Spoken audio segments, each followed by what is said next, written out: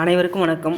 நாம் இப்போ பார்த்துட்ருக்க இந்த முனீஸ்வரன் கோவில் செய்யாறிலிருந்து 8 கிலோமீட்டர் தொலைவில் இருக்கக்கூடிய காழியூர் அடுத்து அத்தி என்ற கிராமத்திற்கு போகிற வழியில் தான் இந்த கோவில் அமைந்திருக்கு.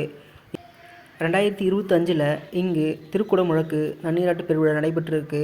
இங்கு முனீஸ்வரர் வெட்டருவாவுடன் கதாயுடன் ஏந்தியவாறு பெரிய சிலையாக வச்சுருக்காங்க.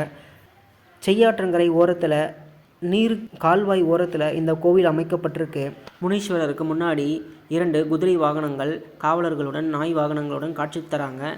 முனீஸ்வரர் ஊர் எல்லை ஓரத்தில் வெட்டருவாவுடன் காவல் தெய்வமாக காட்சி தராரு.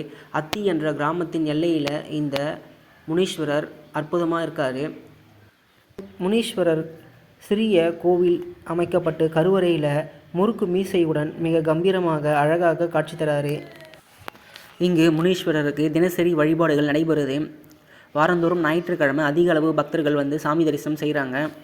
திருவண்ணாமலை மாவட்டத்தில் இருக்கக்கூடிய செய்யாறு என்ற இந்த பகுதியை சுற்றி அதிக அளவு முனீஸ்வரர் வழிபாடு நடைபெறுது.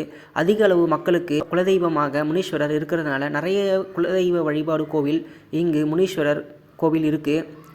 அந்த வகையில் இந்த ஊரில் கம்பீரமாக மிக அழகாக கோவில் கட்டி முடிக்கப்பட்டிருக்கு. இந்த இடத்துல பழைய கோவில் சிறிய அளவு இருந்திருக்கு. தற்போது இந்த கோவில் புதுப்பிக்கப்பட்டு புதிய கோவிலாக வழிபாடு செய்யப்பட்டு வருது. இங்கு முனீஸ்வரர் காவல் தெய்வமாக இருந்து பக்தர்களின் வேண்டுதல்களை நிறைவேற்றி தராருன்னு சொல்கிறாங்க. இந்த கோவிலுடைய லொக்கேஷன் மேப் இந்த வீடியோக்கு கீழே டிஸ்கிரிப்ஷனில் கொடுக்குறேன் பாருங்கள். செய்யாறிலிருந்து 8 கிலோமீட்டர் தொலைவில் காழியூர் கிராமத்துக்கு பக்கத்தில் அத்தி என்ற கிராமத்திற்கு செல்லும் வழியில் சாலை ஓரத்திலேயே இந்த கோவில் அமைக்கப்பட்டிருக்கு.